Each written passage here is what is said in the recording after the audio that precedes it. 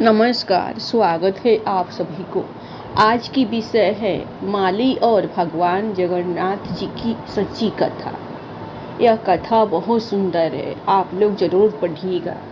श्री जगन्नाथपुरी धाम में मणिदास नाम के माली रहते थे। इनकी जन्म तिथि का ठीक पता नहीं है, परंतु संत बताते हैं कि मणिदास जी का जन्म संवत 1600 के लगभग जगन्नाथपुरी में हुआ था।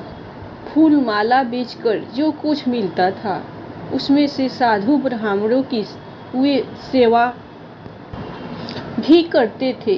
दीन दुखियों को, भूखों को भी दान करते थे और अपने कुटुंब का काम भी चलाते थे। अक्षर ज्ञान मणिदास ने नहीं पाया था, पर यह सच्ची शिक्षा उन्होंने ग्रहण कर ली थी। दीन दुखी प्राणियों पर दया करनी चाहिए और दुष्कर्मों का त्याग करके भगवान का भजन करना चाहिए। संतों में इनका बहुत भाव था और नित्य मणिराम जी सत्संग में जाया करते थे। मणिराम का एक छोटा सा खेत था जहाँ पर एक सुंदर फूल उगाता। मणिराम माली प्रेम से फूलों की माला बनाकर जगन्नाथ जी के मंदिर के सामने ले जाकर बेचने के लिए रखता। एक माला सबसे पहले भगवान को समर्पित करता और शेष मालाएं भगवान के दर्शनों के लिए आने वाले भक्तों को बेच देता। फूल मालाएं बेचकर जो कुछ धन आता उसमें साधु संत गौ सेवा करता और बचे हुए धन से अपने परिवार का पालन पोषण करता था।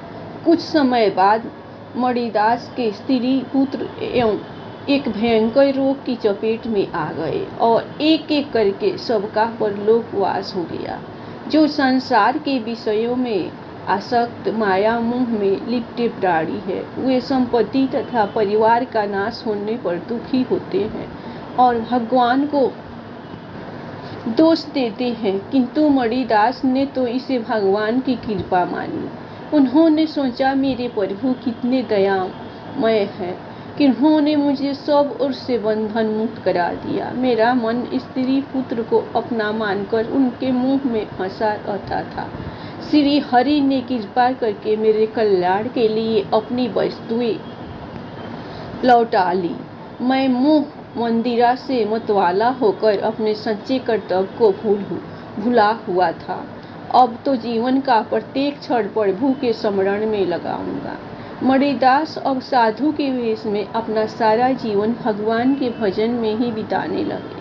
हाथों में करताल लेकर प्राप्त काल ही स्नादि करके वे श्री जगन्नाथ जी के सिंह द्वार पर आकर कीर्तन प्रारंभ कर देते थे। कभी कभी प्रेम में उन्मत्त होकर नाचने लगते थे। मंदिर के द्वार खुलने पर भीतर जाकर श्री जगन्नाथ जी की मूर्ति के पास गरुड़ स्तंभ के पीछे खड़े होकर देर तक अपलक दर्शन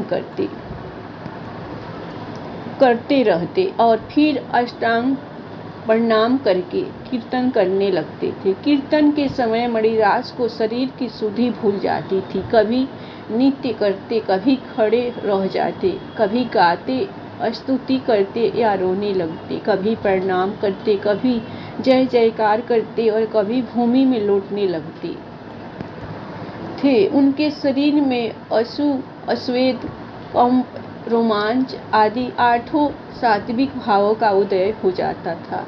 उस समय श्री जगन्नाथ जी के मंदिर में मंडप के एक भाग में पुराण की कथा हुआ करती थी।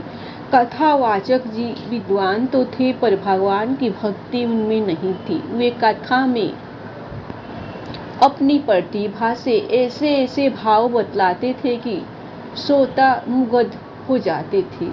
एक दिन कथा हो रही थी। पंडित जी कोई अद्भुत भाव बता रहे थे। इतने में करताल बजाता राम कृष्ण गोविंद हरि की ऊंच ध्वनि करता मणिदास वहां आ पहुंचा। मणिदास तो जगन्नाथ जी के दर्शन करते ही बेसुध हो गया। मणिदास माली को पता नहीं कि कहाँ कौन बैठा है या क्या हो रहा है। वो तो उन्मत्त होकर नाम ध्वनि करता हुआ नाचने लगा। कथावाचक जी को उसका यह ढंग बहुत बुरा लगा। उन्होंने डांट कर उसे हट जाने के लिए कहा, परंतु मणिदास तो अपनी धुन में था, उसके कान कुछ नहीं सुन रहे थे। कथावाचक जी को क्रोध आ गया। कथा में विघ्न पड़ने से श्रोता भी उत्तेजित हो गए।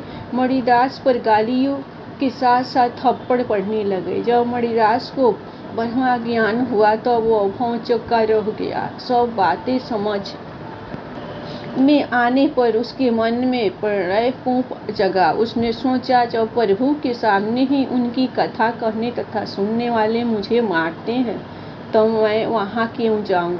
तो प्रेम करता है, उसी को रुठने का भी अधिकार है। मणिदास आज श्री जगन्नाथ जी से रूठकर भूखा प्यासा पास ही के एक मठ में दिन भर पड़ा रहा। मंदिर में संध्या आरती हुई, पट बंद हो गए, पर मणिदास आया नहीं। रात्रि को द्वार बंद हो गए। पुरी नरेश ने उसी रात्रि में अश्वपर में श्री जगन्नाथ जी के दर्शन किए।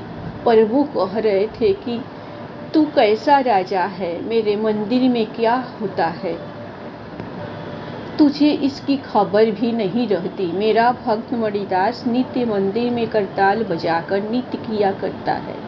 तेरे कथावाचक ने उसे आज मारकर मंदिर से निकाल दिया। उसका कीर्तन सुने बिना मुझे सब फीका जान पड़ता है। मेरा मणिदास आज मठ में भूखा प्यासा पड़ा है। तू स्वयं जाकर उसे संतुष्ट कर। अब उससे उसके कीर्तन में कोई विघ्न नहीं होना चाहिए। कोई कथावाचक आज से मेरे मंदिर में कथा नहीं करेगा।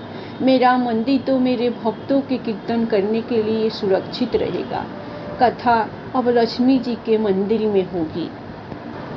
उधर मठ में पड़े मणिदास ने देखा कि सहसा कोटि कोटि सूर्य के समान शीतल प्रकाश चारों ओर फैल गया।